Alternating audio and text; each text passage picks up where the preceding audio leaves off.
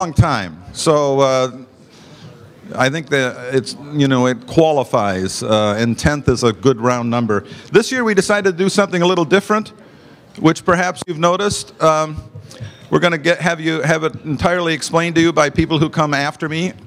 I don't know that I introduced myself. I'm Ken Fadner, chairman of MediaPost, publisher of Media Daily News, Television News Daily, and a host of other publications that flood your inbox every day. And we appreciate your support in the publishing endeavors and in our conferences over the years. So this is the Outfront Forum, where you get a chance to have an early start on the Upfront season. And that's it. That's all for me. I want to thank our sponsors. I have that role, and then I'm going to turn it over to the panels. So our sponsors this year are Al Jazeera America. I think this might be their first appearance in public in America. Well, in the advertising industry public. We appreciate them being with us. And as well, we have some repeat and friendly sponsors of the past: Dish Media Sales, Captivate, which is the, I don't think it goes, do you have anything else on the end of Captivate?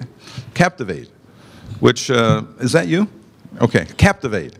They're the people who have the TVs and things in your elevators around New York and all around the country. So Varia Living, who supplied the water bottles today, we appreciate that. And Telmar, who of course been around the business forever. Thanks very much. I think that's up too soon. That's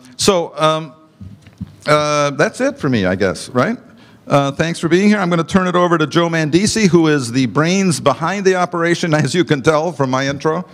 I'm going to read a slight bio of his, which of course is in the program, but he was the executive. Was the executive editor leading in the advertising industry and news coverage for Prime Media business magazines and media. Earlier in his career, he was a writer at all of the major, formerly major industry publications, such as Adweek, that was a joke, Advertising Age, Channels, Brill Media, Fortune, Inside.com, Marketing, Media Decisions, and Variety. And I've told people before, this will be brief, I actually gave Joe his big break in the media industry back at Adweek, when I ran Adweek some years ago. We hired him for a summer job as a classified ad sales rep. And now, see, for all of you starting out in the business, you can see where you can end up if you are good and have good fortune. So Joe Mandisi.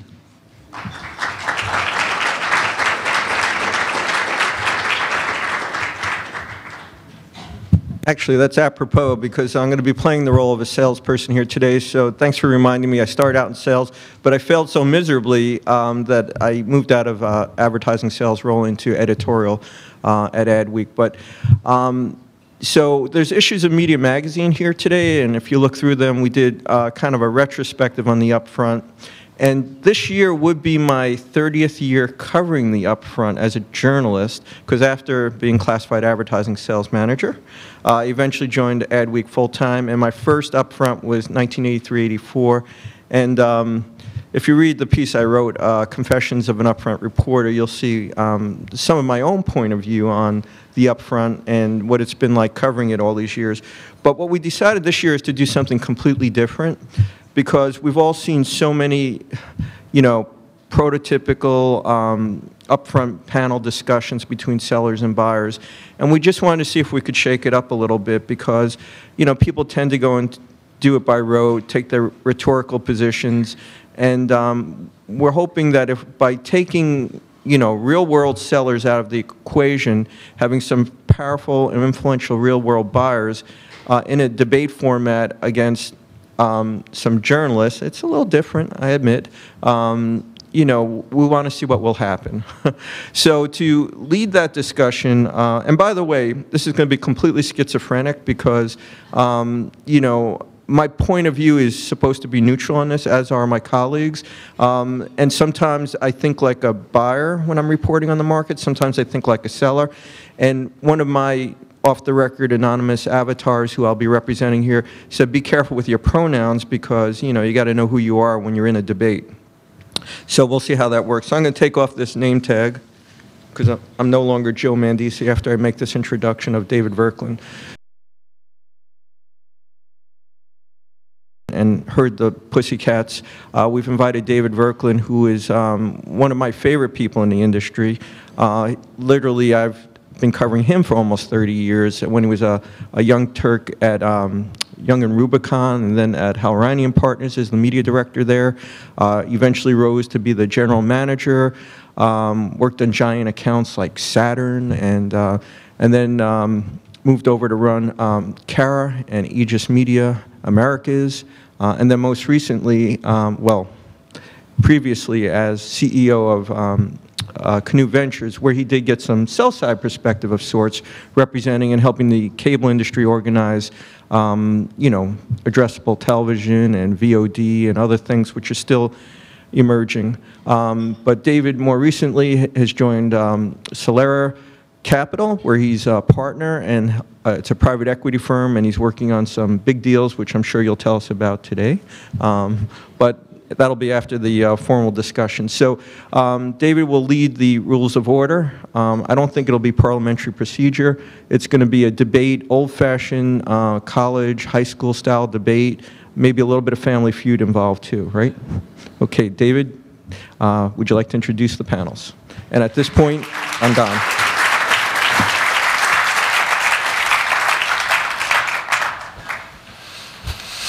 Hello, everyone. We're going to have some fun here today. What I think I'd like to do is ask our panelists just to come up and take the seat. So we'll have the buyers on this side, five chairs, yeah, on this side, and then let's have our journalists come on up and take their seats here. So why don't the panel just come up, and I'll do your introductions, and we'll get this get this started. Pick a seat. Doesn't matter where you'd like to sit.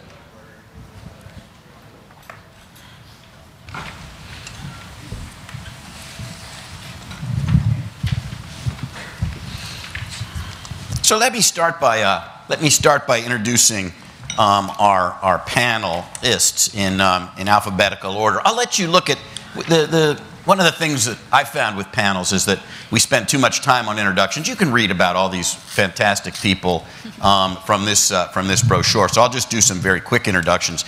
To my left is Claire Atkinson.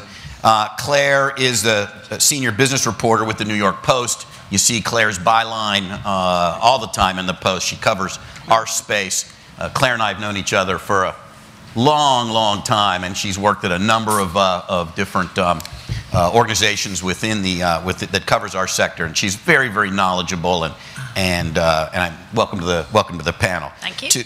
Next, Wayne Friedman. Really, the same introduction can be given for all of these folks. Between Wayne Friedman, Dave Getzel, and Joe Mandisi, you really have three of the reporters that know the space the best. I think all three of you have a reputation as students of the business. Joe, you probably have the reputation as the oldest student in the business. Given your days, I remember meeting you when you worked for Media and Marketing Decisions, right? There's how many people in this room even remember Media and Marketing Decisions? It was a great magazine, by the way. But anyway, Wayne and Dave, welcome as well. We look forward to you both participating in the panel from the seller's perspective, as well as trying to see if we can have some fun and make this a lively discussion. So why don't we first, a round of applause for our journalists who are...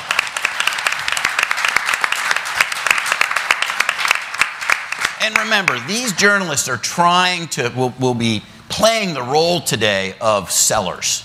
One of the challenges in these kinds of panels, I've been doing these, I've sat in your seats for almost 35 years, and one of the challenges in these kinds of panels, I say to my colleagues from the agency side, is that there's a tendency to be a little bit polite when buyers and sellers are on the stage together. So I have a feeling these guys are going to try to give you a very, very hard time, and I'll facilitate that. So we'll have some fun. I'm very excited about these panelists to our right. We really have an incredibly interesting cross section of the American media planning and buying industry at this exact moment in time. I'll start with Chris Geraci. Chris is has a fantastic title, National Broadcast Investment Director at OMD USA. Chris and I have known each other for a long time, but Chris is one of the most powerful buyers in the United States of national television, period. This is one of the guys that really controls the upfront market today in the national television market.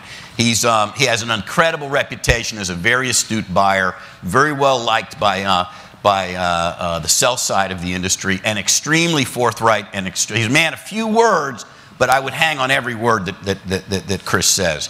Next is Helen Giles. Helen is the Director of National Broadcast and Video Integration at Campbell Ewald in Detroit.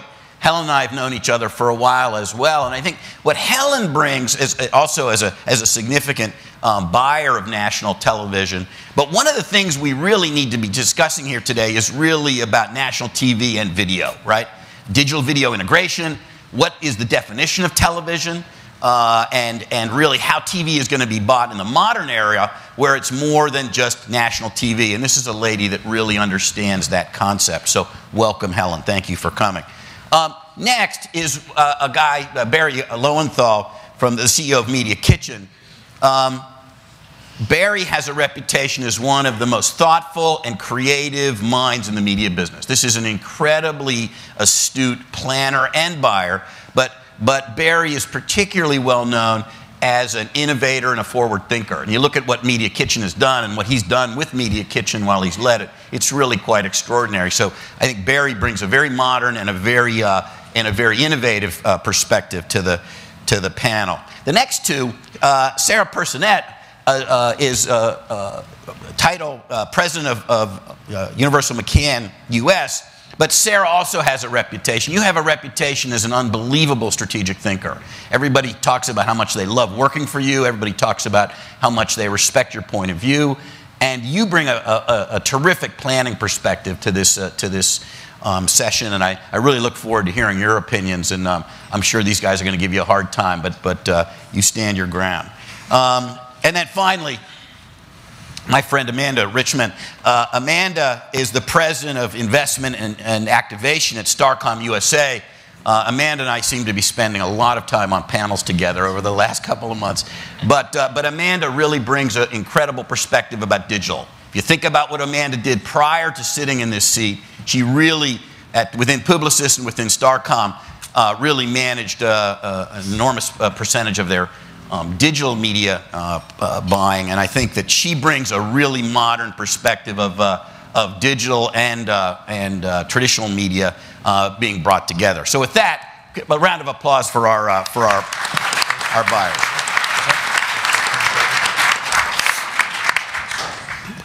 Okay, so let's get into this, and we're going to see how this works. A couple of things about the way this is going to work. I've got a device up here, and we'll be getting we'll be getting text messages from all over the, well, I get text messages from you if you'd like, but this conference is being streamed over the web. So I'll be trying to feather in questions coming in on this device, and I'll pass them along to the panel as they come in. Other thing we'll try to do is we're going to try to save some time at the end for questions from this audience. So I'll try to see if you have a question. We'll try to save some time in the course of this to allow you to ask some direct questions. So we'll see how that works.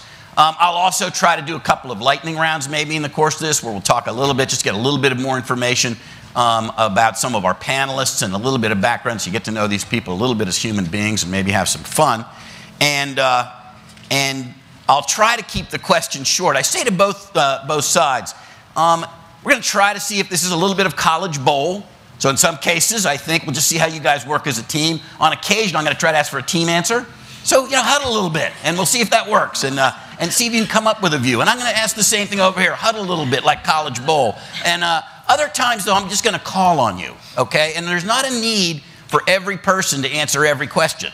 If you really feel you have a strong point of view on an issue, please express it. But don't feel necessary for us to get 5 answers to one question. We want to cover a lot of questions here today and see if we can cover a lot of ground. Same thing here. No need to kind of answer, but please speak if you feel you have something to add. But don't feel an obligation to answer every question. So I'm going to start. We'll get to the typical upfront questions about market demand, and we'll get to estimates of scatter versus upfront, all those other issues. But let's start with a bigger picture today of the state of the marketplace today and the state of the media industry today. I'm going to start, if you don't mind, Chris, I'm going to start with you. Let's start with the data side of the business. How do you feel about the current state of data? Are the Nielsen ratings fine from your perspective? Are we really has this been a bit of a tempest in the teapot? We have people here who are really focused on set-top box data aggregation. Is it really important that we get new data into the marketplace? From a buyer's perspective, what is the data need that you see to have an effective upfront this year and going forward? Well, unfortunately, I don't think that the needs will be met by the time this upfront gets started. And there's no doubt that what we see from set-top box data is just a better view of the more fragmented world that we live in. And unfortunately, we don't have that from the current Nielsen data set based on the sample size. So what set-top box data gives us is just obviously a much better picture of what's happening, especially in the places where viewership is being divided up into smaller and smaller pieces.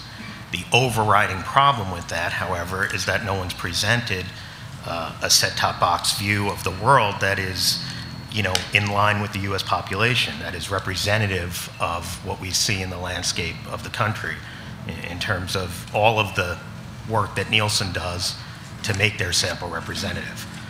So that's really the big differential there. And unfortunately, until that's solved, since we represent national advertisers, we have to go with the data that is most reflective of a national audience, and that remains Nielsen.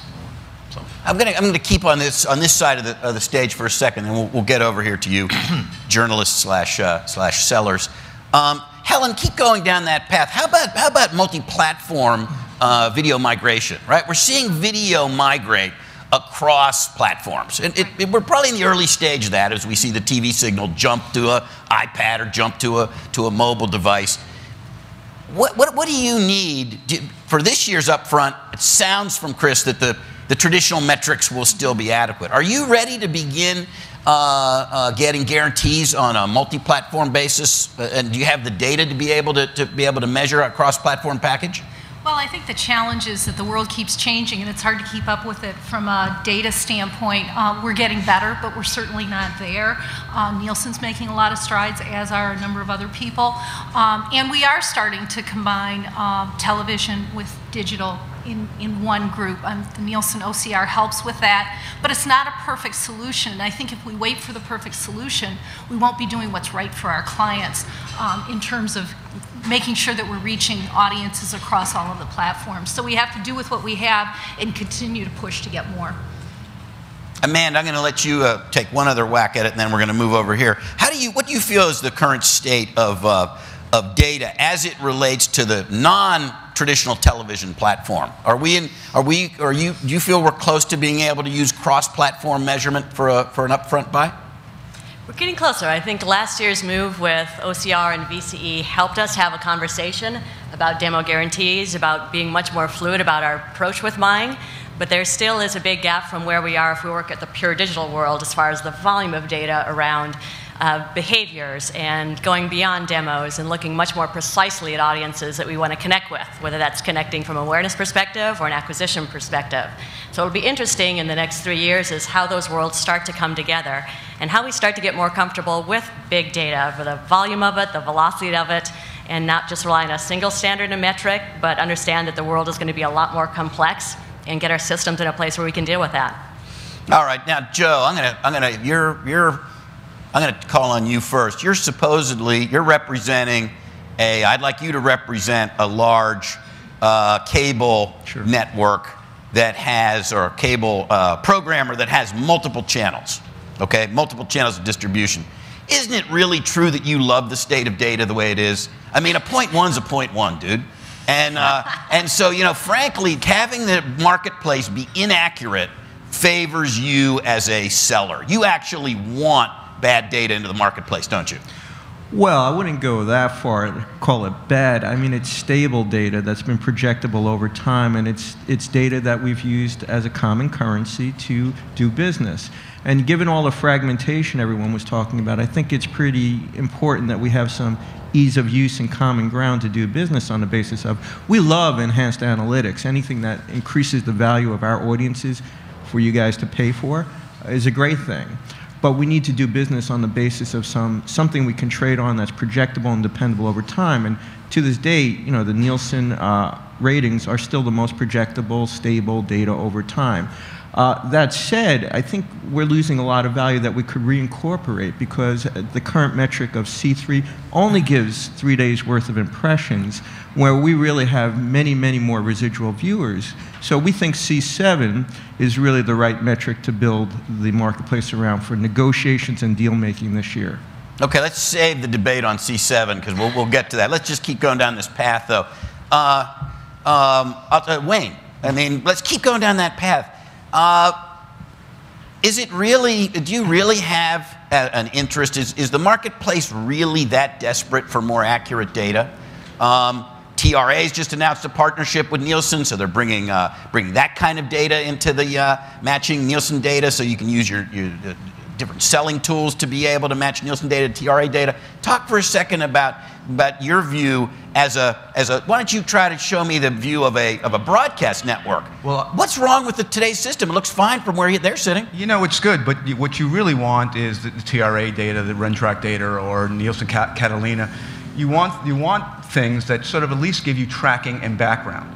And I think when you look long term, that maybe we're far away from where we're going to be able to guarantee men 18 to 34 who buy razors. But I think in the future, that's the way we want to go. I mean, we want accurate data, and we want our clients to sort of have this perspective down the road. And we don't mind if they come to us and ask us specifically if this is something that your networks do, and we could say our networks do this, and I think also because so much impressions are made about return on investment, especially in the digital world, especially growing now. We think that's going to become important, just not perhaps in the next couple of years, but soon.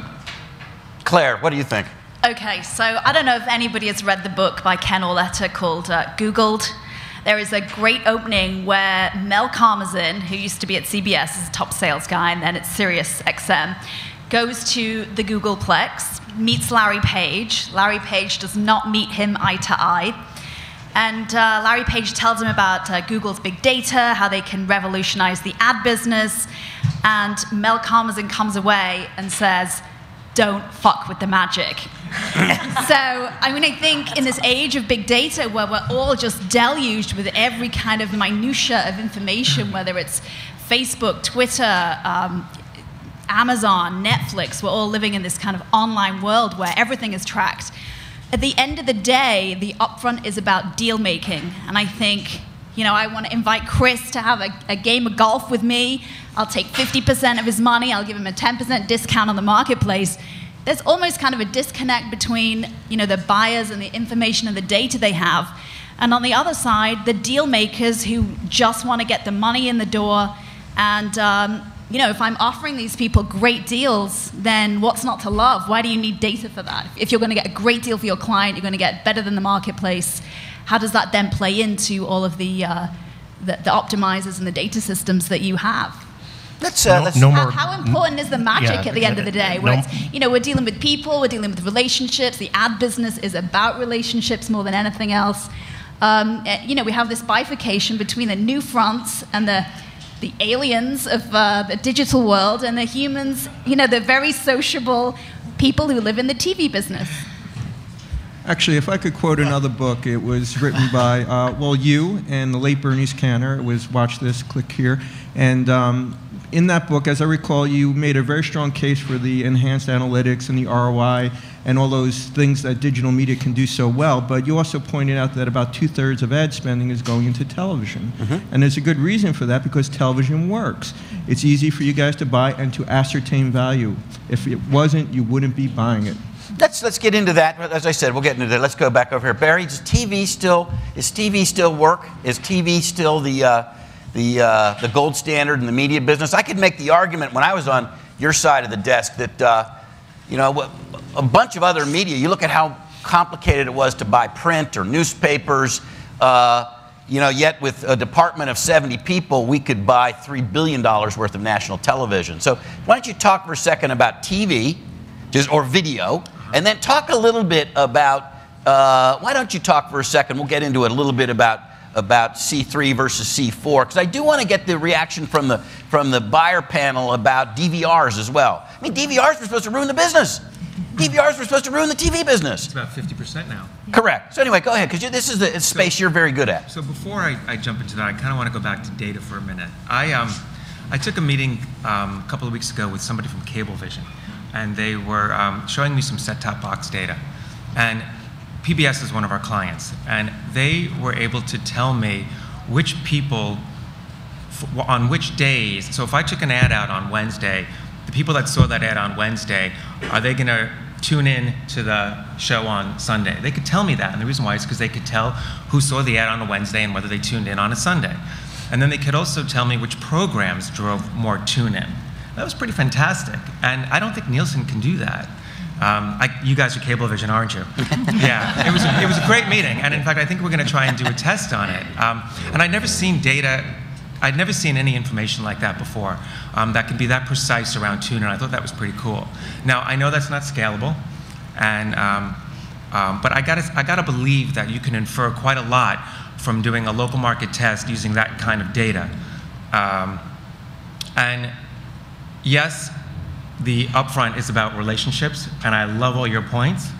But I do think that, you know, if you can guarantee me, you know, I'm willing to take a whole lot of stuff if you're willing to guarantee me an audience at the end of the day. But I want to use that kind of data to inform the kind of deals that I probably would do in an upfront. Is Cablevision selling that data right now? No. Why not? What's stopping you from selling it? Why isn't it a product? Well, you know what I'll do is, Kim is here, and maybe we'll get to that in a question maybe toward the end. We can give you a chance to talk about what you're selling. What a great sales pitch for you today, darling. You're having a good day. So we'll get to that. We'll get to that. So now, bring me back. I'm sorry, I forgot where you so were. let's talk just for a second, because I'm going to ask a couple of it. No, you know what? I'll move it over. I'll move it over and go to Sarah. Sarah, how do you feel about C3 versus C7? I mean, it doesn't seem to make an enormous difference, maybe 1% to 2% more audience at C7 versus C3. Talk for a second about your view and your agency's view about whether the DVR was the TV killer that it once was. How are you feeling about the current construct we have on television data? So, no, I don't think that it is, well, overall, we are not moving to C7. We are always going to push for more accuracy and more precision in targeting. The benefit, though, that I see in looking at C7 or beyond that is starting to look at how we can dynamically insert creative that is more relevant to different days later on in the day, or later on in the week, and or later on in the month. But at the end of the day, when it comes to a specific currency that we are pricing on, we're always going to look for more precision. Got it. Amanda, I'll let you add to that. Any other comment from you on the nature of kind of C7 versus C3, and talk a bit about data aggregation for a second across, you know, a mobile platform or a iPad. How do you feel the state of play is on that for this year's upfront?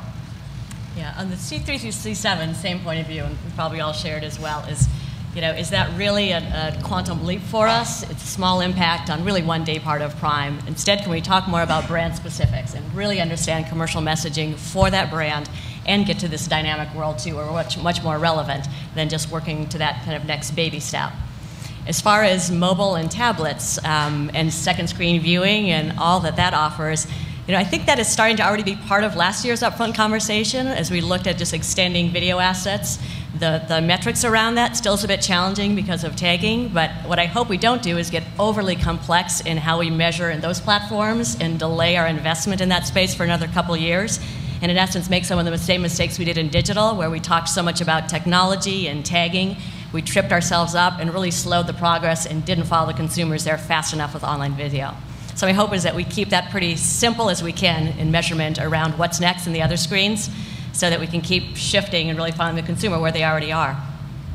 Let's turn over here to Wayne. Talk for a second as a seller about the DVR. Is it good for you? Is the DVR something you're really happy about? It certainly doesn't seem to have ruined the business from the sell side of the business. Why is that? Why, in your opinion, did the DVR not really make a difference to the buying community in terms of their passion for television?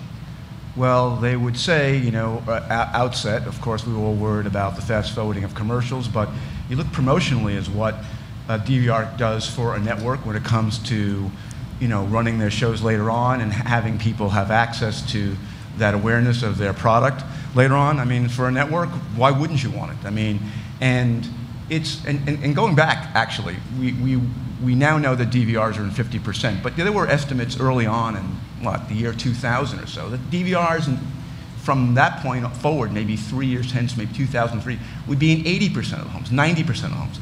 They're only in 50% of the homes right now. And so what we've seen is actually, move, especially when it comes to internet-based video platforms, where those platforms have grown, Netflix, Hulu Plus, whatever, and especially with Hulu, and with those those commercials are fast forward disabled, so you can't fast forward it. So to the buyers, I think that's a positive right there. The fact that DVRs have actually slowed growth, and we have other sort of platforms. From a network point of view, there's still a decent upside, especially me being perhaps a small, mid-sized cable network. We like that. Joe, do you have something to add? Yeah, I'd just like to add that I agree with my esteemed colleague Wayne on the role of DVRs. It's extended the reach of television, not hurt it. It gives more opportunities for people who wouldn't otherwise be available to watch television to watch it. Also want to cite some research that was presented, ironically, at a MediaPost event that I was streaming online. It was by Brian Monahan at Interpublic, and they did some research that showed that it was not DVRs that were the greatest risk to television viewing, it was people turning their head. And the truth is, people have always watched television the same way, whether they had technologies to time shift or not. The DVR represents an opportunity to capture audience that would not otherwise have been there, and we should be paid for it. Interesting. Okay. Let's move to a different, that's interesting from the selling side. So here's a view that the DVR is not a threat, it's actually a benefit to the business. I just want to add one point. I think that one of the things that doesn't get spoken about a lot is that the emergence of the DVR kind of coincided with also just the upgrade in television quality, television set quality, flat screen, high def, all of these things that made the traditional television viewing experience a lot better than it had been. So I think that in some ways that the technology was balanced, so to speak, in that it made the viewership of highly produced and beautiful looking programming, and sports especially, just more appealing to people. And that never gets really spoken about, but I think it's an important factor. Let's move now to a different part. Let's go to more kind of the traditional side, get this out of the way. Why don't we talk about, I'll start with you, Helen. Let's talk about the demand side of the business. The economy is still recovering. Confidence is up in most sectors of the economy, but I would say anybody who's a macro economist would say that things are still slow. How do you see this year's upfront market from your perspective? Why not wait and see and kind of hold back your share and maybe wait for scatter? What do you feel what are you hearing from the demand side in your view, the demand side of the market this year? I don't think we're going to see a huge difference in demand from what we saw last year. I think a lot of people on the selling side expected the scatter market to be bigger than it was, and it didn't materialize, particularly in fourth quarter, the way everyone thought it would. And so I think that the approach to this year will be a little bit more contained because of that. You've also got the supply side actually increasing with more and more digital offerings on the video side. You've got ratings that are down on 18 to 49, so that will impact things from the television side, but I think you've also got more opportunities on the digital side. So I think that, you know, if anything, it's not going to be a crazy year. And I think every client has to decide for themselves what their needs are, you know, and what's the right play to make relative to the upfront versus scatter. Chris, you got it. You're the man. So talk about the demand side of the business. You know, there's some weaker categories and some stronger ones. It's a pretty balanced. Our model shows minimal increases in spend this year, which perhaps could mean some negatives in some areas. I don't want to get too far into our proprietary information, but I think that you know, you've got a healthier technology category and automotive as well. Some up and downs on the retail side. We're seeing a little bit of a downturn in pharmaceuticals. So it's a sort of a balanced upfront. Nothing new, nothing, you know, never been there before sort of deal this year. You know, I think I agree with the scatter perspective. It's been rather quiet. I think it's interesting. The cancellation options have also been minimal. I think that there's a lot more control as more financial people get involved in this on the advertiser side, that budgets are more tightly controlled, which means that they're better and planning is better now. So while we may not have a lot of money coming into the marketplace after the fact, we don't have nervous clients who need to cut back at the last minute either. That may not be great for the sellers, but it certainly keeps things at a more even keel. Let's go over here. Why don't you guys huddle on this question? So how you guys talk for a second and tell, how are you going to convince this audience that demand is going to be up this year? You've got more digital inventory in the marketplace. You've got an economy that is lumpy at best. And you've got really no new hot categories coming to the marketplace. You guys huddle and someone talk about why this is going to be a seller's market. Can I jump in? Well, you know, first of all, you know, if you look at the 30 or 40 year cycle of economic movement, historically there's a lag effect between the advertising economy and the general economy. It could be 6 months to a year and a half if you look at it. So the thing is, we're buying now for next year. So if you want to make sure you have inventory available to you next year, you better buy it now, because demand is growing. If you look at the stock market, it's at an all-time high. If you look at consumer confidence, it's tracking at an all-time high. The problem with looking at now is you're buying for the future. There's no better guarantee than the upfront. You could take a risk and buy scatter, but the inventory may not be there when you go and need it to promote your categories. The other thing is, not all categories are down. Among other things, the internet and telecommunications are a very dynamic category that has a lot of competition for consumer attention in it. And those guys are coming in and they're buying lots of inventory. And if you want it for retail or pharma or packaged goods, you better make sure you buy it now. Okay. Any of my colleagues? What I'd like, go ahead. Other comments? You know, there's also that, you know, scarcity issue, you know, which is, you know, believe it or not, when it comes to the broadcast networks, that plays into it. To Joe's point, you want to buy early, you want to buy now, because there's still a guarantee, and there isn't that in many other media platforms. And Joe's right about the whole economy. I mean, it's still a futures market. We're still buying a year in advance. To Chris's point, you know, the good news is that, you know, the media agencies and their clients have way better control, you know, when it comes to options throughout the year. So predictably, they don't make way less moves during the year, and that's very helpful.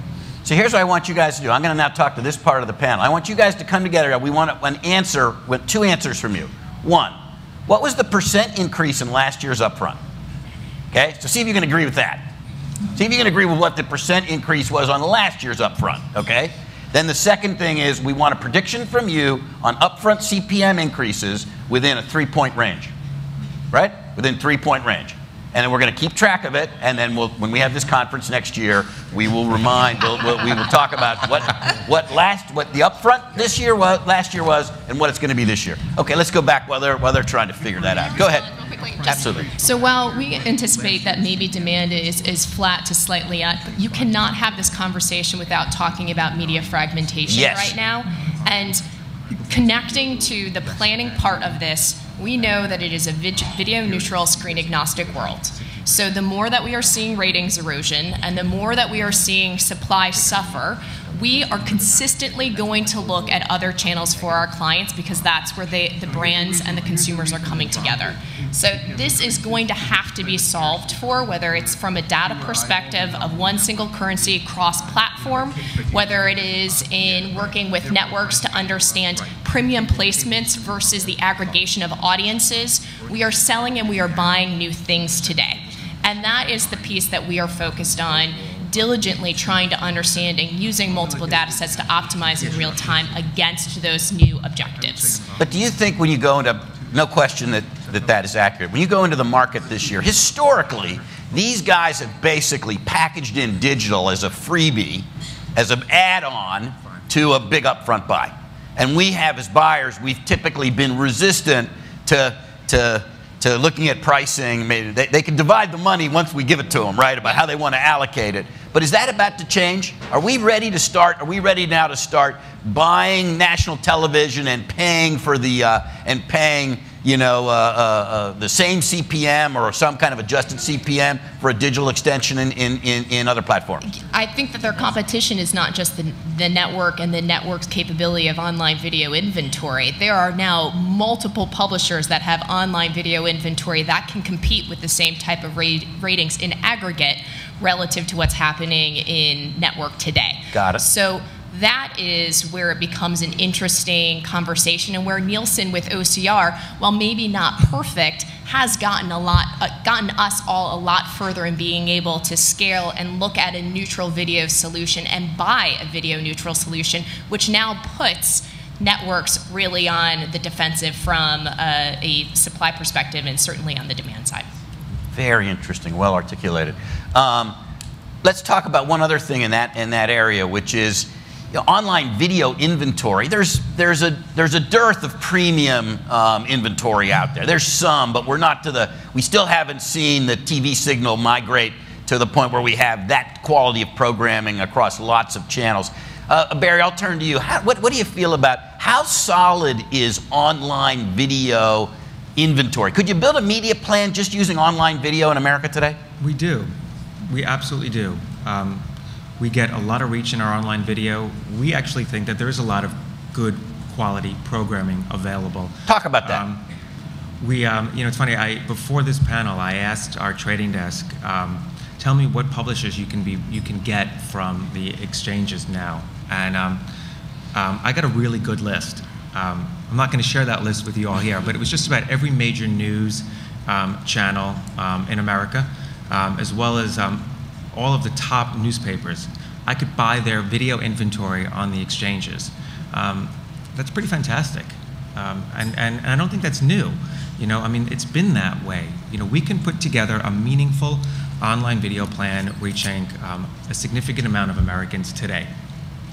And what kind of, when you think about online video, if network prime CPMs is a benchmark, what do you feel about the value, the pricing you're prepared to pay of premium online video? Is it of the same CPM, CPM that you'd pay for network prime? No, it's less. It is less. Why? And this kind of goes back to the whole C3, C7 thing, So I think C7 is the network's play to fix something that's broken. That's the reason why they're talking about C7. They price their inventory based on reach and the opportunity to reach a significant amount of people at one time. That's always been one of the reasons why those CPMs have been protected. It's why the Super Bowl gets the audience that it does. You know, as those audiences get fragmented over the days, over the week, the CPMs shouldn't be the same CPMs. We should pay less. One of the problems with online video is that I can't reach everybody all at the same time. We like to think of it as instantaneous awareness. And there is real value to that, and that is why we come back to TV time and time again.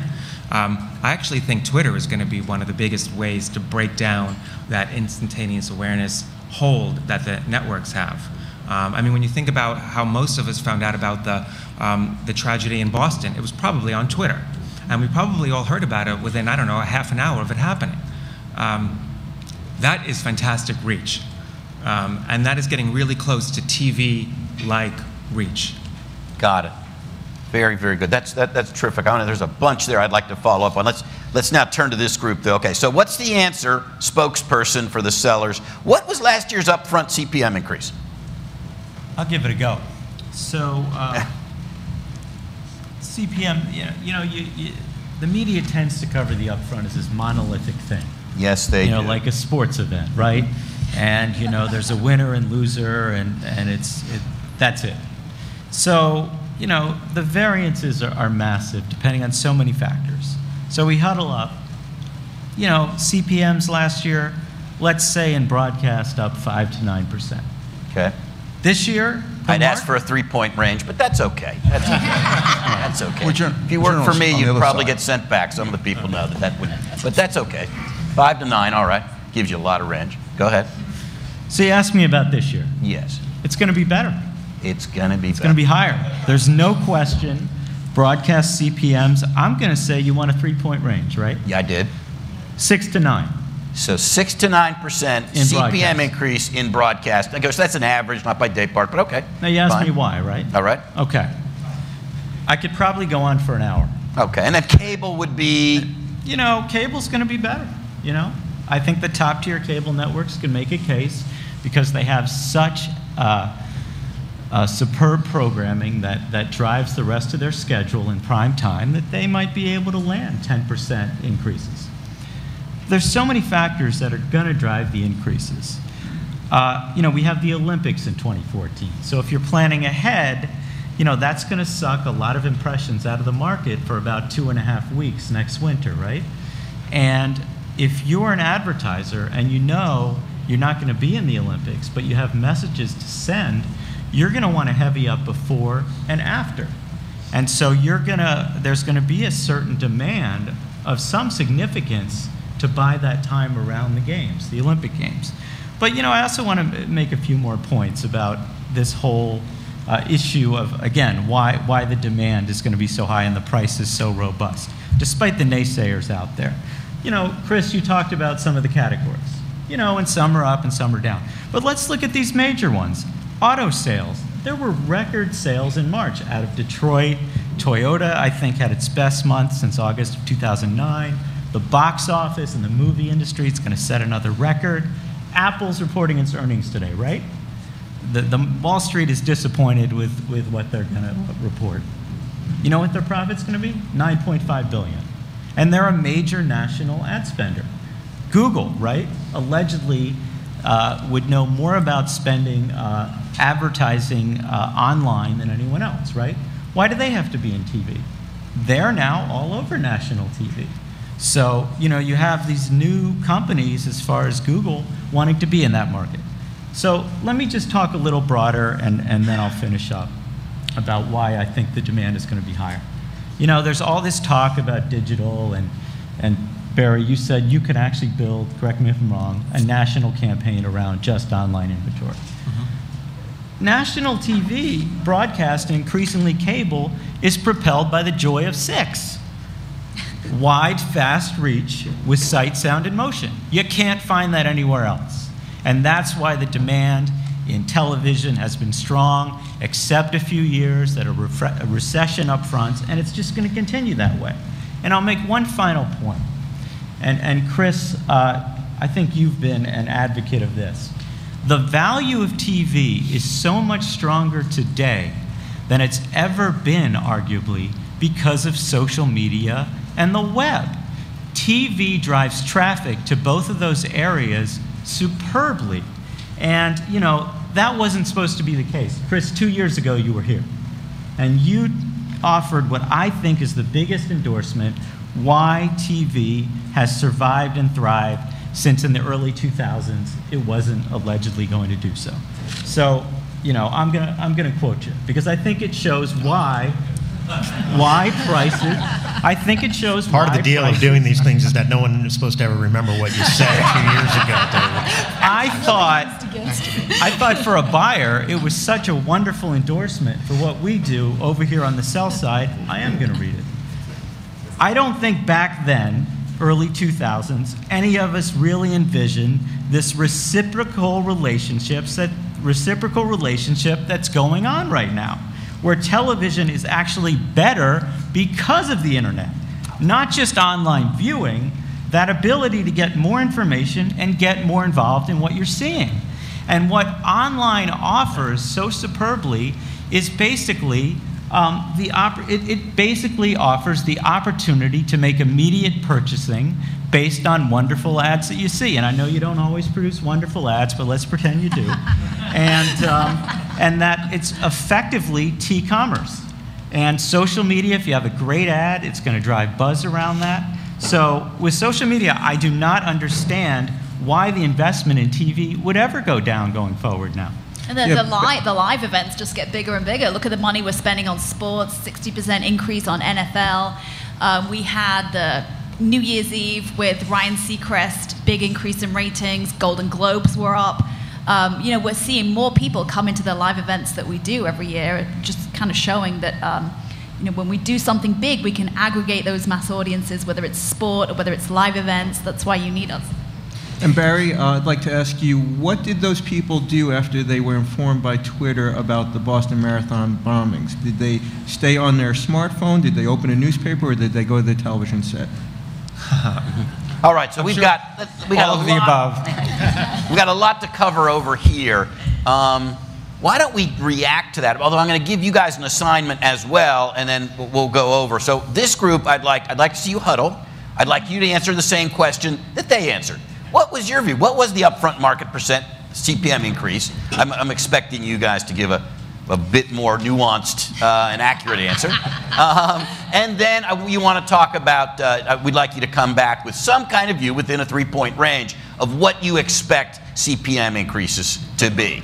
So you know what I'd like you to do is just to huddle a little of that, and with your answer, I'll let you kind of answer some of those questions about the supply side and the demand. So if you would huddle on that for a second, I'm going to now turn to this side of the audience. Let's learn a little bit about you. You know, we see your bylines all the time. I'd like to learn a little bit about each of you. I'm going to start with you, Claire. What was your first job out of college? I wrote for my local newspaper, and I wrote for free until they gave me a job. That's how desperate I was to be a journalist. Wayne, what was your first job out of college? On the west side, there's a company, I don't know if it's still around, and they were selling precision electronic calibration equipment. How precision you want asking? You're asking me how precision. It was to 10 decimal places.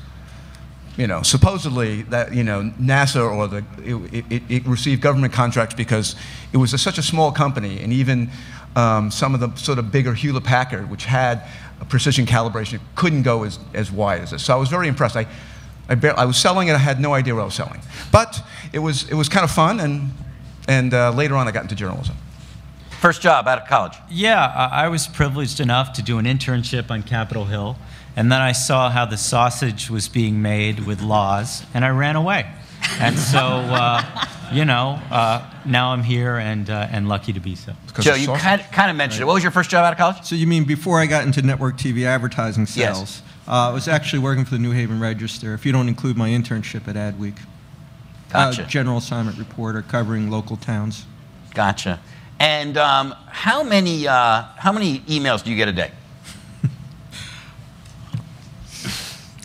A lot. What's your estimate? 300, 400, 500, I don't know. 300 or 400 emails a day. Yeah. About the same. 300 or 400. Yeah. How about you? If I don't look at it in a couple hours, it's, you know. How about bad. you? You know, I'm not going to tell you about the quantity. I'm going to tell you about the quality. And, you know, endless quantity, you know, probably in the range of these guys. Sources that tell me, you know, superb, actionable intelligence, offer on the record, unfortunately negative. But I'm trying to build that up. How about you, Claire? Well, I just deleted my in-tray of the 22,000 emails that were in it on Friday.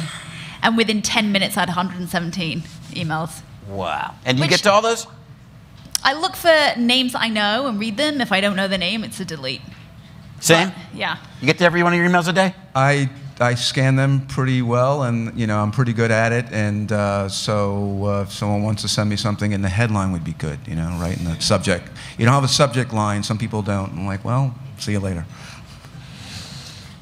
Get them a day? I'm just trying to see if this goes. You get to every one of those emails a day? You open them all up. You open up 300 emails a day. How do you do that? I don't. That's what I thought. Yeah, and it's not just email. I mean, there's a lot of calling. We still interact with people. We actually meet with them. And also there's things like Twitter that we need to track and respond to. Let me just say one thing. I am shocked every single day how few people pick up the phone.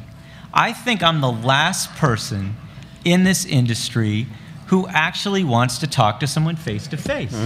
And what is remarkable to me, you know, we deal with press releases, and it used to be on the bottom of a press release, whoever was putting it out. Except when you're taking someone to lunch for an upfront deal, right?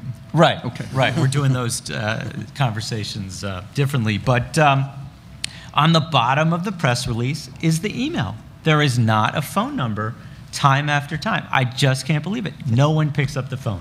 We'll I talk find about it that. frustrating. We'll talk about it. Okay, guys, let's get to it. So, I want to get into a lot of issues here. So, first of all, what's your view as to what actually was the upfront market CPM increase last year? So I'll take that and say that last year most business got done in the 5 to 8% range, but there were definitely some exceptions that were outside of that band and far to the low end. Okay, so that's actually pretty good agreement with this side, which you guys said 5 to 9, right? 5 to 9 versus 5 to 8. Okay, terrific. Now let's talk about this year's marketplace. We're going to go with 3 to 6, but we're also going to qualify that by saying once again we do feel that in the television space there will be vendors willing to basically do business, you know, close to no inflation rate, just in order to drive dollars. So, got it. Yeah. Got it. Okay, let's get into a bunch of other issues. Oh, you know what I want to do, Amanda? I want you to talk about something that I've brought up in other panels, and let's get into it. I want to, first of all, why don't you explain to this audience in a very simple terms, because we hear it about all the time, but from your perspective, what is a trading desk? What is programmatic buying? And why is that good for your clients? Yes, in simpler terms, it's the opportunity to buy the audience you want to buy very precisely based on the data of how you define that audience, whether that's behaviors, going deeper than demos, across a much broader swath of inventory that's made available in exchanges, whether that's broader or private exchanges where you might have more parameters around quality programming and the type of partners that you're already doing business with on a direct buy basis. It's more automated rather as a process, so it's much more efficient. It's fueled by data and insights that can be proprietary to the client as they match back maybe their customer database or they understand what's performed in the past and allows for much speedier optimization against that. It's a space that has really changed the digital industry in the last 3 years and is absolutely coming to the television business as well. And we're starting to see that migration from online video being available in exchanges to, we think, eventually more TV inventory as well. And it's not necessarily a threat. It's always kind of positioned as this is bad for the business, but if it's going to help prove out the performance and value of television inventory, then why not embrace it? And why not develop this as part of your plan and approach, not isolated as a separate thing or as an enemy to the direct buy approach? I like watching you, Sarah, when you were shaking your head on every word she said, and you were intently focused on. We have did a lot of that for a long time. So, talk about that a little bit. Is this the future? Is online trading actually the future of television? Do these guys need to get ready for that? And talk a little bit about that model moving into traditional television. Why not? So I think it's the combination of looking at aggregation of audiences and at the same time looking at the buying of premium placements and premium experiences. And so we don't have one versus the other. We have an always-on approach that programmatic trading really helps to isolate and optimize in real time and always on over the course of a full year plan, while at the same time there are tentpole events like live sporting events that our sellers were talking about before that still garner extremely high reach. They are high profile, iconic type of experiences. We also have custom content that is critical to driving relationships between our customers and our brands and the multi-platform media brands that you guys represent today. So I see that more in terms of our traditional negotiations and our traditional relationships come into more of those custom type packages, while at the same time programmatic allows us to be more efficient and more effective with the way that we buy and the way that we optimize. It also allows networks, for the most part, to start to, as we shift that inventory into a programmatic trading desk, it allows them to get rid of inventory that they might not have been able to sell before. This is where it becomes a win-win. And if you look at digital companies and what they've done over the last few years, auction-based versus insertion order-based types of buys, you've seen a migration over to auction-based type of buying, and the percent of investment going more concentrated into that area. And that's because it becomes a really efficient and effective way for both sides of the house to get what they want, which is ultimately delivering value for our clients and value for brands and consumers. Wow, well put. So what you're basically saying is programmatic buying and trading desks are actually terrific for both sides of the marketplace. These guys should be really happy with the idea that their inventory can be traded and sold without any human intervention. I think within reason, it's a combination of the relationship component that still the art and the personal touch of creating custom experiences, being able to leverage multiple aspects of the screens that they are distributing their content on today, still critical to our business. There will always be a people element.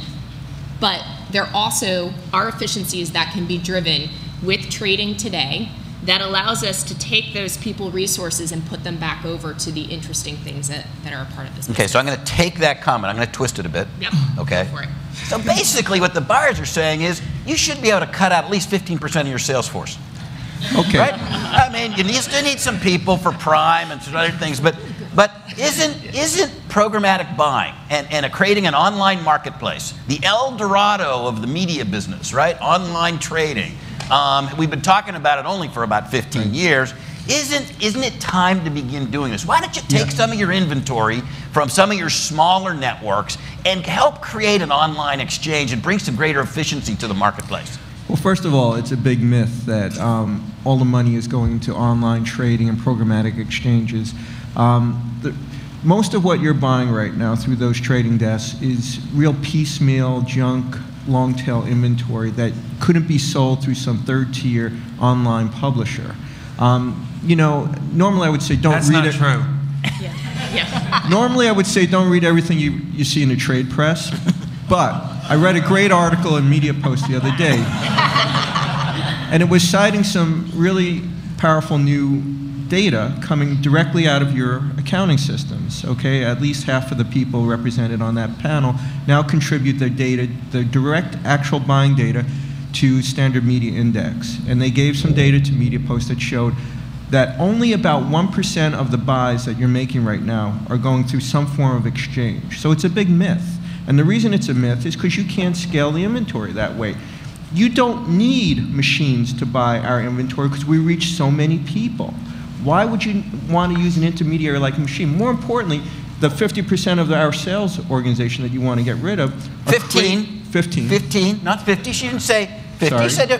I actually don't want to get rid of any of your people. So I think that's also a really important thing. If you look at Google, which the majority of their inventory is auction-based, They have how many people? 45,000 at the company, and they are alive and well. So it allows you to shift to more solution-oriented selling that allows you to focus on high-quality type of discussions with clients and with agencies. I completely agree, and that's what our sales organizations are good at, creating more value for you out of little extras that we know how to package into the programming. But we have the best auction-based market already. It's called the Upfront.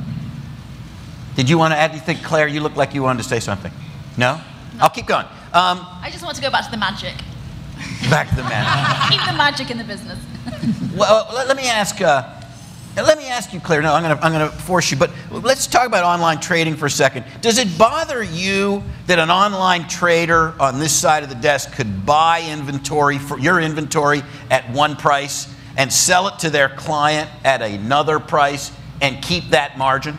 Does that bother you? Yeah, I mean, we need complete control. And I think as the broadcast networks, we are all powerful. We don't want intermediaries in the business, especially not the likes of Google. Okay, so let's get into that for a moment, the transparency issue. Why is it wrong, or is it right, for you to be able to use an online exchange, buy inventory at 1 CPM, and resell it to your client at a higher CPM, albeit below market pricing? I'll start, if you don't mind, I'll start with you again, Sarah, but I'd like to get some broad answers. Amanda, I'm going to pick on you with this one. Chris, you know this one's coming towards you. What's the matter with that idea, or with a non-transparent marketplace? So we are big believers in a fully transparent marketplace, and we disclose any and all information. And so the price you get inventory for is completely disclosed in all cases to your clients? Yes. And same model at SMG and throughout VivaKey as well.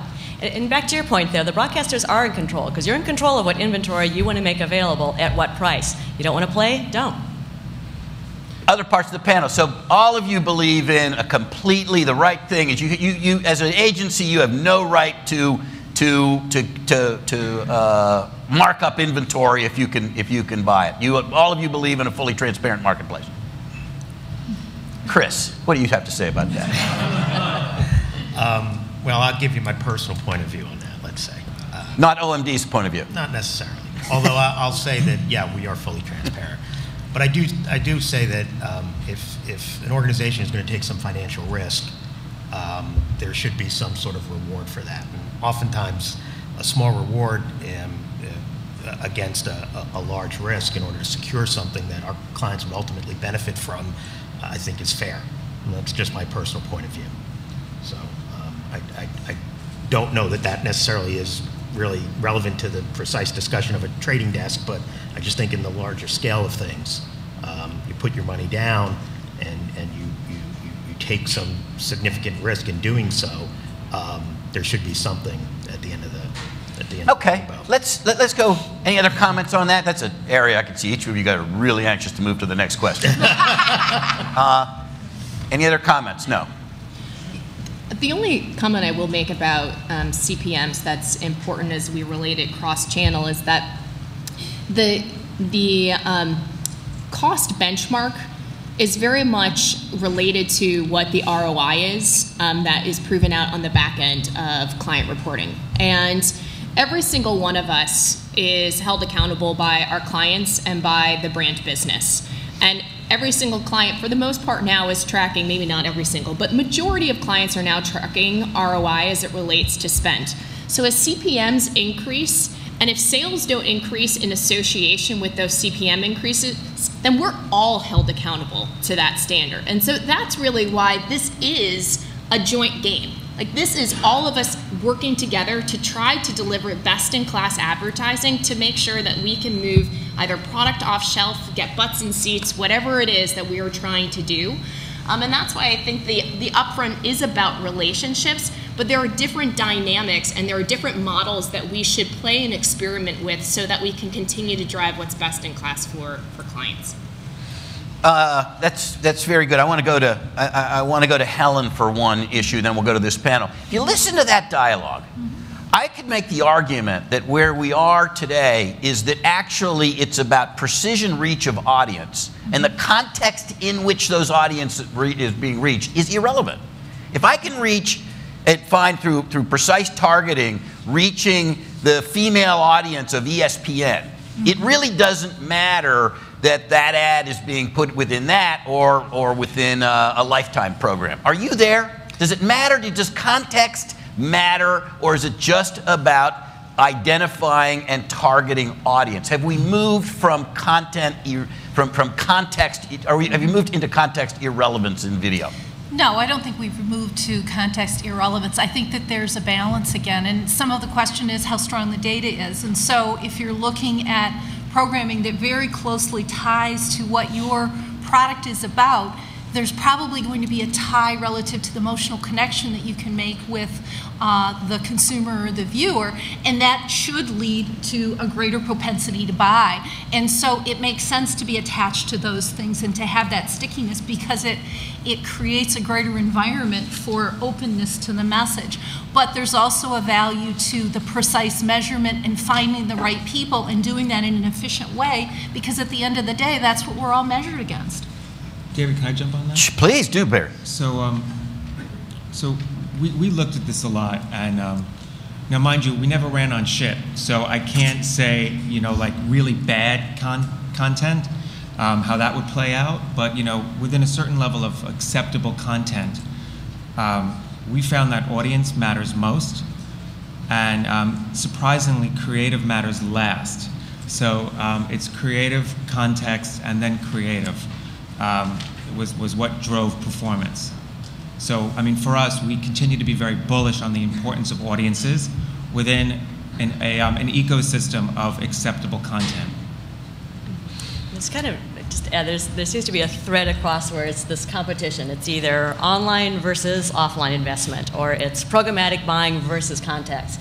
And it's that nuance of understanding how it looks together and how the collaboration of whether it's different data points, different sources of inventory, build to the story, the experience, is what's much more interesting. Got it. Got it. That's very good. Let's go to I want to get a couple of quick questions in. We're getting towards the end of time. I also want to take some questions from the audience. Just a couple of things. On the selling side, if you really look at, we talked about the DVR not being a particular threat, or hasn't turned out to be the particular threat, but let's talk about pod position for a second. Most people who watch television feel there's too many commercials on TV, okay? And in some day parts and in some areas, it really is getting to the point where it has really affected the viewing experience. I think we can make the case that the commercial load in radio contributed to some of the challenges that the radio industry faced, with just too many commercials in the average hour. Two questions. One is, what about the idea of dropping commercial loads?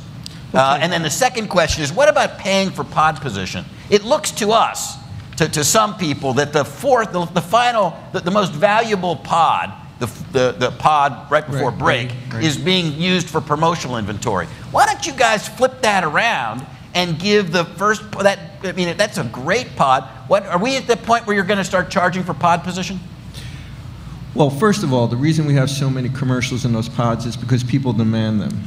If people wanted to pay us more money, we could reduce the amount of inventory that's available. In terms of the rotation, we've always been fair and equitable in our rotations. If the industry really wants us to move towards paid positioning, we could consider it.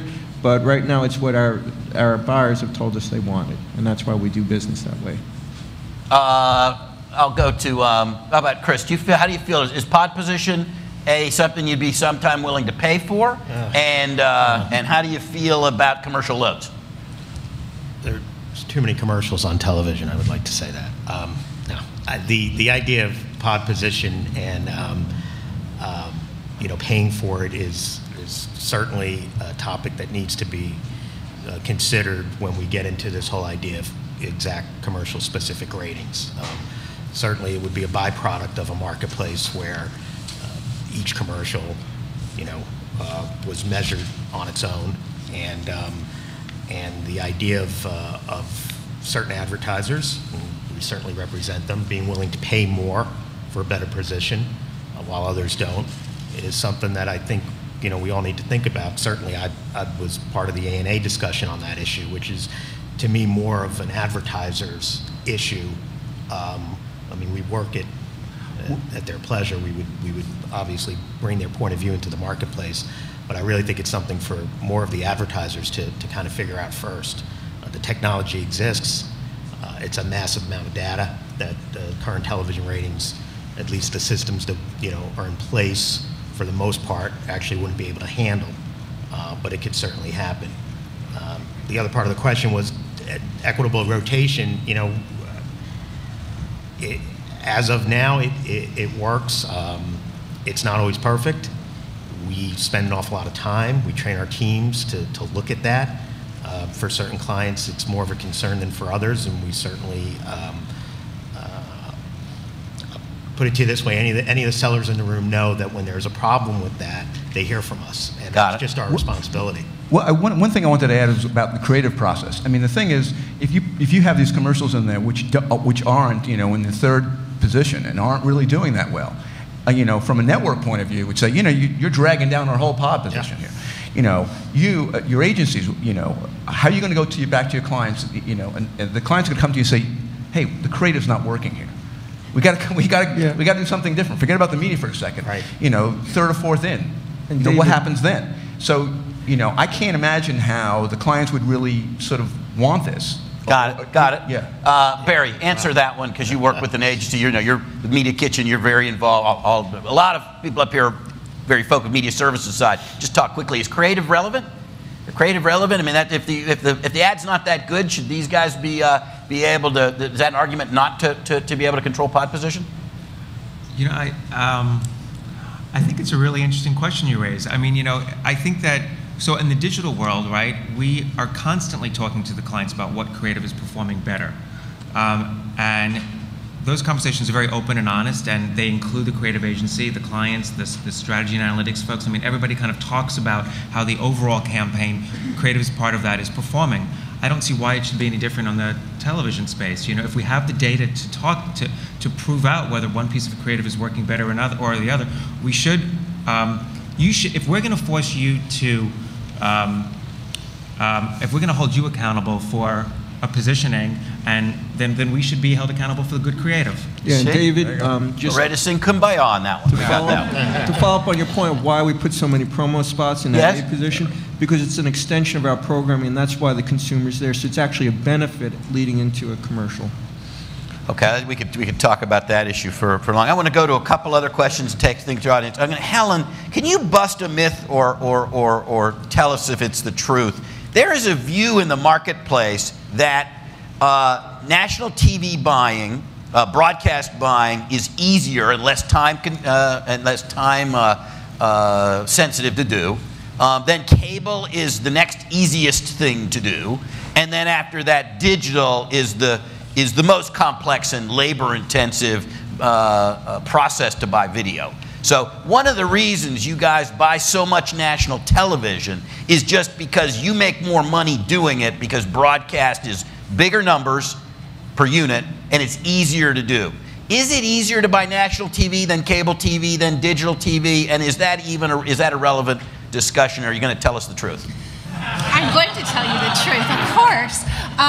Really, it comes down to the solution. What's the right solution for the client? What's the right mix? We actually, for many of our clients, spend more money in cable than we do in broadcast, because we have some smaller accounts where that makes more sense for them, and it's the right place to be because it's the right niche audience or whatever for them to be there. It's really not a conversation about what the labor intensity is. It's what's the right mix of media to drive the client's business, and that's what will keep us in business and keep us doing good work. There are, certainly on the digital side, it is more complex. You're following more data. And if that's the right play to make, then we might do a digital-only strategy, and that's the right thing to do. But there are places where television is the right place to be, and that's going to drive that decision. Amanda, do you want to say anything about that? Has digital gotten to be is digital more time-consuming? And you run a business. You run a big business. Isn't the labor involved to execute a buy a metric that your bosses in Paris are keeping track of? The process, the how we buy, has no influence on the what we buy. The complexity of digital is absolutely there. We're moving to, I think, remove some of that friction. And last year's Upfront helped a bit when we started talking about demo guarantees, and that did smooth the way, I think, for more online video investment. But it's about the models that show what channel works and how it works in combination. And many of our clients' models do show that television still works. But again, we shouldn't isolate it in just like a television. We need to look at the fact that television drives search. And television and online video is better together for brand metrics and for acquisition. So modeling out to understand those relationships and what drives performance and experiences through the combination instead of pitting one versus the other, we think is just more effective. So Chris, that's the dirty secret, that the Upfront continues to be crucial because it's easier and more profitable for agencies to buy upfront volumes in that way in a world of hyper-fragmented media is a myth. The Upfront... I think you've got to have a pretty naive client that would accept a media plan, an execution plan that really just benefits the agency in terms of what's more profitable. All of our clients are way more sophisticated than that. And so many of them, as I said, have such deep-seated financial controls now that would certainly police anything that we're doing that would, you know, overly benefit us because it was easier to do. I just find it hard to believe that anyone is going into this thinking they're going to get away with something by planning on TV. Got it. And then one last thing over here to you sellers. Is it really fair to call you a seller? I mean, you're an order taker. We're partners. You're a negotiator, right? You're a negotiator. You really don't sell content that much anymore. You're being told to sell audience. Basically, it doesn't matter what happens to the American economy. The supply and demand curve don't seem to change. Is it really fair to call you, Dave, is it really fair to call you a seller? You're an order taker, you're a negotiator. No, we're in the business of helping our partners move product, because if we help them ring the cash register, that's good for us and it's good for them. So are we selling something? Yes, but we are working together. And I'll say one more thing about that. And you know, we talk C3, C7, you know, we can get more into that. But to me, as far as what is the most crucial thing we need to do as collaborators, let's call us collaborators, not sellers, as far as media measurement over the next decade that's going to affect that and impact it, is not argue about C3, C7. It is to find a way where we have an agreement on how to measure and buy and trade off of multi-platform measurement. That's it. That's what the next decade is going to be about, and that's what we should be focusing on. And especially if we're the content, let me just chime in, if we're the content owners of certain things, and if that's our control, in terms of the platform, what we use, in terms of social media, in terms of digital, you know, if we're the creators, you know, we will be doing more. Actually, the conversations will be deeper. I mean, brand entertainment started in the year 2000, you know, those kind of issues will probably just expand. David, can I ask a big picture question? Sure. Off the buyers. So I write a lot about over-the-top television. We're seeing John Malone making big buys in cable to own broadband because the fear is video goes away, people stop paying for television. We have Charlie Ergen making similar bets, buying Spectrum, buying Sprint. I talked to a guy at Amazon last week who told me he hadn't watched a commercial in 3 years and didn't even know where his TV set was in his house. Like, as you guys live in this kind of present world but look to the future of people who binge view House of Cards, you know, we're moving towards a world where potentially people don't watch any ads. Like, do you see that growing? Is that a problem for the business out of complete ad avoidance? Like, how do you see the television business in 5 years' time, for instance? Why don't we start? I'll pick on you, Sarah. You go for that. Talk for a moment about the future of the television business. Well, what was consistent yesterday, what is consistent today, and what will be consistent 5 years from now is that we will always plan based on where the consumer is. And so if the consumer is not watching television, we will find other channels to connect with that consumer. If the consumer is watching television, we will connect with them via television. And that's why we've moved into progressively more of a multi-screen world, because consumers are viewing content cross-screen. And that's why it's not a one-stop shop anymore. It is a screen-agnostic type of approach. David, can I get in one more time? Yes. My career as a seller is about an hour and a half. Get that in, microphone a little closer to you. And it's going to end soon. But if we talk about, the future of viewing and such, we have this thing called the auto hop, this dish device that automatically removes commercials. Horrible for us, presumably not good for you. With the exception of John Musinski at Starcom, why have I not heard anyone on the buy side work with us, collaborate with us to fight this? I've heard radio silence, if you will, from the buy side. Why are you guys not standing up with this and protesting? Helen, take a shot at the skipper.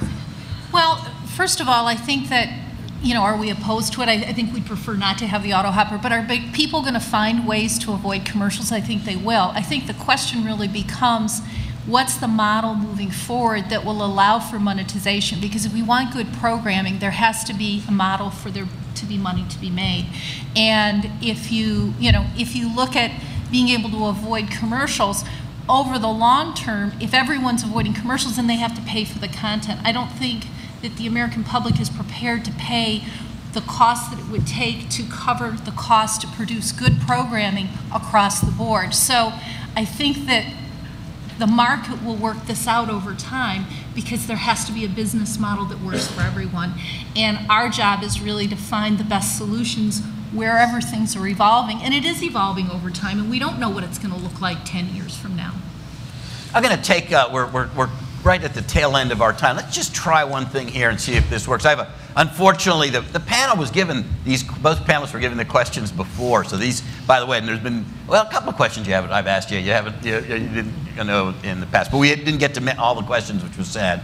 But it's been a great discussion. But how about a question or two from the audience? Do we have anybody that would like to ask a question to the audience in the time we have remaining, or else I'll just keep going. Any questions? Raise your hand if you'd like to. If you have a question for either to the buy side or the sell side. We'll start over here. We'll try maybe two of these, see how this goes, and then we'll get close to wrapping this up. You got to. You need. I'm sorry. So can you ask the question? Please mention your name. Yes. Okay. Michael Foster from OTR Global. And I apologize, my question's for the buy side, and it's a little rude. But I heard today, as I've heard for really the past 2-3 years, a lot of talk about, advertisers not following consumers fast enough to online, and video neutral, screen agnostic spend, and online. But the thing is that online video budgets are still really a tiny percentage of broadcast budgets. And I'm starting to wonder, is this really just a negotiating tactic that buyers are using to say, well, I've got other options in the marketplace, so give me lower prices, but still the plan is very much broadcast centric? Why don't you, I was going to try to direct this. Why don't you take that, Amanda? This is a journey. This doesn't happen overnight. And I think if you look at some of the major marketers, the P&Gs of the world, Otto, you name it, they have made a significant shift into this space. But measurement has been one of the challenges, and we're just starting to peel back the layers and dive into that. And you have to understand there is a kind of risk-averse environment at many marketers in this last 5 years as well. So migrating them from their models that show television works into a more complex way at looking at the data and understanding what drives their business cannot happen kind of in monthly increments. It's a year at a time, but that shift is absolutely happening. I'm going to move on. I'm going to call on Cliff Marks. Cliff, it wouldn't surprise me if you're going to ask a question about in-movie theater advertising. Well, I'm not going to specifically ask that question, but I'm going to make a point, because so much of the conversation was about DVRs, was about ways to make spots go away, the hopper. And I just want to make the point that there are other mediums out there, not just cinema. There are other digital out-of-home mediums, gas stations, elevators, whatever it is. There are plenty of other mediums that have better engagement or more unique engagement that consumers can't make the spot go away. And certainly in the cinema, we never worry about the content, nor do we ever worry about consumers not being able to see the spots. And someone made the point that we follow the audience. And we've seen it. I mean, if you look at the cinema industry, we've grown dramatically, tenfold over the last 10 years. So I think it is true that clearly the buyers are following the audience. But as fragmentation becomes more and more prevalent, I think the dollars still reflect a disproportionate amount of the money following the rating points on television, not necessarily the audience. And that includes other medium like video on demand and other types of sight, sound, and motion medium. Got it. I'm going to Chris, you could just react to that, to Cliff's. How about, there's Walmart TV, there's in-cinema advertising. My gracious, there's a flat-screen television set everywhere in America. Do you consider that part of the television milieu? Unfortunately, I think that in some ways this panel is a little too late in the game for this sort of conversation. I hope in the future we have these discussions maybe earlier in the year with people who are more responsible for actually creating the media plans than for those of us who are actually in the marketplace about to spend the money.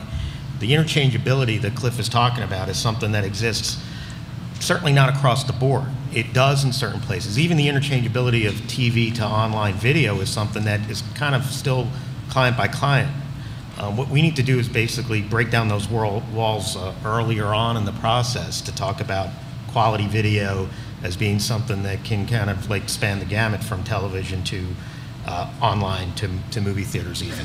So, got it. Yeah, that's... Can I just make a point on that? The other thing that I would say is that the consumer is, and I think the younger consumer more so than anyone, is looking to other platforms other than traditional TV. But if you look at the actual data that we do have to go by, still the vast majority of the time spent is on television. And so if it seems like there's a imbalance, it's because that's where the consumer is too. It's an evolution for them as well. Thank you. Do we have another question? Dave Morgan. You'll probably talk about data, would be my guess. Well, I'm actually going to ask a different question. Dave Morgan from Simul Media. We know that change in the media industry has to come incrementally and maybe slower than some people like, because it's a very interdependent ecosystem. It has its cycles. You can't just break things. However, I'd love to hear maybe one from the buy side and one from the sell side. If you could change one thing by fiat today and say, this is changed, what would it be? You know what we're going to do? I want you to huddle on that. Okay? I want you to huddle on that. I want you to huddle on that. One thing that you would do to change. Can you give the microphone over here? I think Kim, you were asked a question while they're doing the huddle. Why don't you Barry said some great things about set-top box data. Do you just want to say, quickly give an update on set-top box data while they're huddling? Well, I don't know. Introduce yourself. Kim Norris. I'm EVP of Emerging Business and Data Analytics for Cablevision. Thank you for the call out to Barry. That was great. I think we're about a month into having some one-on-one conversations with the buy side. I think someone on the panel said earlier you have to break down some of those barriers. So we're interested in, having those conversations with as many people. As you well know, part of this is really creating the ecosystem and the communications so that we can really create something that has value for the industry. But what you're saying is Cablevision intends to bring set-top box data across its full footprint into the marketplace in some kind of orderly fashion in the future. Well, I think you're saying that. I think more to come on that, David. I think we're probably still a little early in the game. What we want to do is make sure that we're very clear on the proposition around what we're bringing to the table. Got it. So I would say more to come in the next few months. Fantastic. Thanks for doing that. Okay, we're going to go over here. So we'll take Mr. Morgan's question. If you could change one thing about the marketplace by fiat, what would be the one thing you would change? Claire has the answer. We'd like to lobby Tim Cook to open the books on Apple's data collection on what people watch on their iPads, for how long, what apps do they go to, and make that the industry standard for everybody. Wow, interesting. Okay, that wasn't what I expected. We still working over here? Yeah. A little bit more, little bit more time on this side. The future is mobile, right? We're going to a mobile universe. Yeah. We're going to a too. place where everyone's going to be watching TV on the train, on the go. It's going to be huge. It's growing. We need to measure it. Mr. M. Yeah, if I could just add to Dave's request and say the one thing I'd like to rule out right now is myth making. You know, my colleague Dave Poltrek at CBS some years ago coined the cable fable. I'd like to coin the online malign today, because I think there's a perception here that people aren't watching television. And all the research I've seen and that we've done shows that still only about 6% of total video consumption is happening on a platform other than television set right now. And even our corresponding panel there was talking about how, viewing is going to over the top and other platforms. Well, people have always done things like gone to movies or rent videos or go to Cliff Mark's joints and seen things. That's not going to change. But what we're talking about is mass-scale, high-reach television, and the only place to really get that is on the TV set, on the small screen, and in the biggest quantities on the programming we represent here that the viewers want to watch. Buyers, so if you could change one thing by fiat, what did you guys agree to the one change you could make by fiat? So all media across all channels should be available immediately, programmatically, with full transparency. Wow, there it is. I think we're going to allow that to be our last word for today's panel. I want to thank everybody. If you wouldn't mind, give a big round of applause to the buyers and to the sellers. And I think some kudos to MediaPost for trying something different today. You know, we've all been to these for 35 years, tried to do something. So I just want to, and I want to thank all of you for your patience. That was a longer panel than most, and we tried to give a little bit of extra time so we get into a full dialogue, and we still didn't cover everything. So anyway, thank you all very, very much, and we look forward to the upfront panels of next year. Oh.